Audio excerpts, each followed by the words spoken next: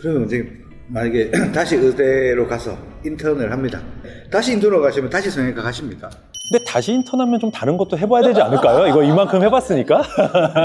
저희 병원이 이제 인아웃을 많이 하고 또 인아웃 맛집이다 이렇게 소문이 나 있는데 쌍꺼풀 말하는 거죠. 네, 쌍꺼풀에서 아웃라인을 이렇게 원장님이 추천해 주시거나 하진 않으신데 혹시 아웃라인이 좀 더 어려운 걸까요? 아니면 원장님이 좀 싫어하시는 디자인일까요? 전혀 그렇지 않아요. 전혀 그렇지 않은데 우리 한국인의 눈은 대부분 인 아웃라인이 가장 예쁘고 어울리게 되어 있는 구조예요. 그 구조 자체가. 그 아웃라인이 어울리고 잘 받을 수 있는 조건은 여러 가지인데 아웃라인 자체는 백인들, 서양인들의 쌍꺼풀 형태를 아주 많이 흉내내려고 하는 인위적인 과정이 조금 있는 거고요. 인아웃라인은 우리 한국인의 눈에도 있을 법한, 그러니까 태생적으로 이런 쌍꺼풀이 타고났을 수도 있겠다 하는 그 디자인을 삼는 게 인아웃라인이거든요. 그래서 한국인의 눈의 특징 중에 가장 중요한 것 중에 하나의 요소는 몽고주름이라는 거거든요. 이 몽고주름이 있는 한 사실은 인에서 아웃으로 뻗는 구조가 태생적으로 맞는 쌍꺼풀이에요. 근데 아웃라인을 한국인에서 구사를 하려면은 이 몽고주름을 거의 다 해체를 해야 돼요.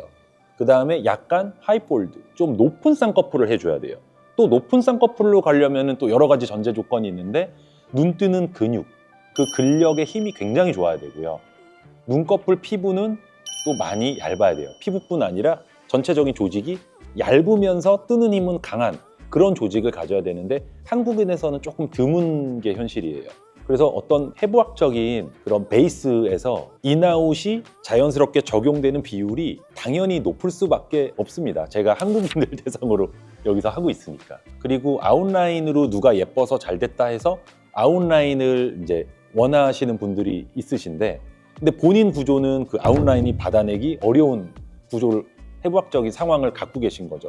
그런 분들이 이제 억지스럽게 아웃라인 수술까지 했어요. 절개법으로 했는데 그 아웃라인이 마음에 안 들어요. 그러면 다시 아웃라인을 풀고 인이나 인아웃으로 낮추거나 좀 자연스러운 디자인으로 바꿔야 되잖아요. 그게 굉장히 어려운 수술이에요. 재수술하기에.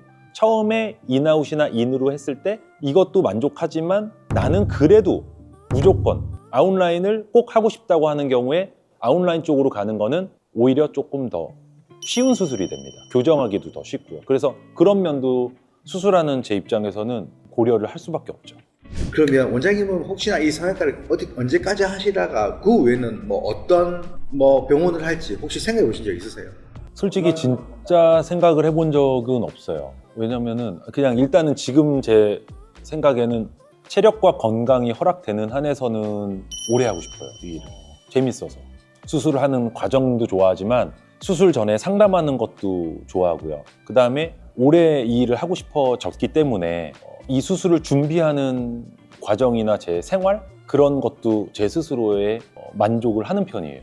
그래서 거꾸로 얘기하면 제가 이 일을 하지 않으면 좀 많이 흐트러진 사람이라고 해야 되나? 불규칙적인?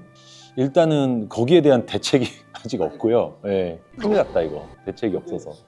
나중에 뭐 70세의 성형외과를 하기는 좀 모르겠지만 조금 힘들지 않나. 근데 이거 이런 말씀 드려도 되는지 모르겠는데 제 은사님이 이제 많으세요. 우리 모교는 이제 교수님이 성형외과 교수님만 제 은사님이라고 할 수 있는 분이 한 10분 정도가 됐으니까 한 분은 지금 70대 중반이신데 귀성형 쪽으로 굉장히 저명하신 분이 있으세요. 아직 완전히 현역에 계시고요.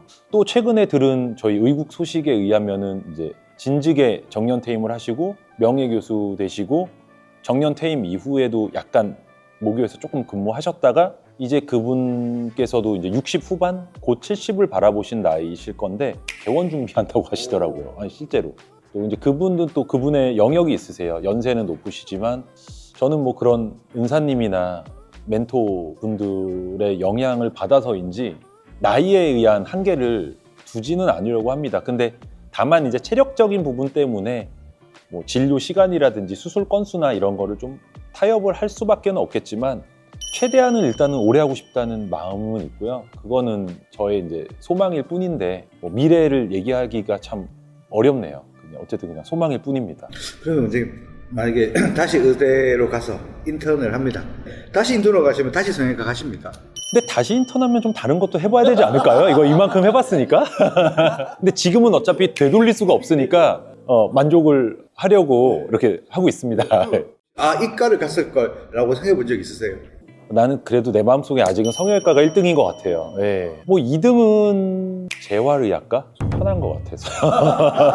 이제 고령화 시대가 되니까 어떤 재활의 범위가 넓다고 하더라고요.